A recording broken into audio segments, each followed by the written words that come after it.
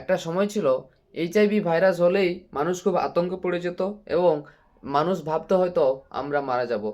কিন্তু এইচআইভি ভাইরাসটা এমন নয় যে শরীরে প্রবেশ করলো এবং আপনাদের হৃৎপিণ্ড বন্ধ করে দিল, এরকমটা কিছু নয়। এইচআইভি ভাইরাস এমন একটা ভাইরাস যেটা আমাদের শরীরের ইমিউনো সিস্টেমটাকে দুর্বল করে দেয়, ইমিউনো সিস্টেমের ক্ষমতা রোধ করে দেয়। তাই জন্য নর্মালি বাইরে থেকে যে সব জীবাণু, ব্যাকটেরিয়া, ভাইরাস আমাদের শরীরে প্রবেশ করতে পারতো না, এবার আস্তে আস্তে ওরা প্রবেশ করবে।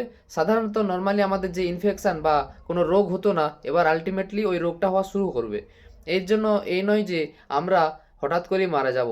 কারণ কারণ হলো এখন নর্মালি অনেক ভালো ভালো ওষুধ এসে গেছে, যেটা খেলে ওরা এইচআইভি ভাইরাসের সাথে কাঁধে কাঁধ মিলিয়ে লড়াই করবে যাতে আমরা সুস্থ থাকতে পারি।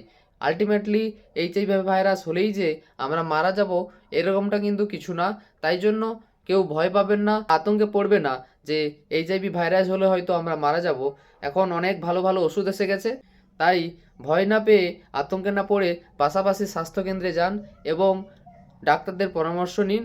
অবশ্যই সবাই সুস্থ থাকুন, অপরকেও সুস্থ রাখুন। তাই এই ভিডিও সবাইকে শেয়ার করে দিন। সবাই ভালো থাকুন, সুস্থ থাকুন।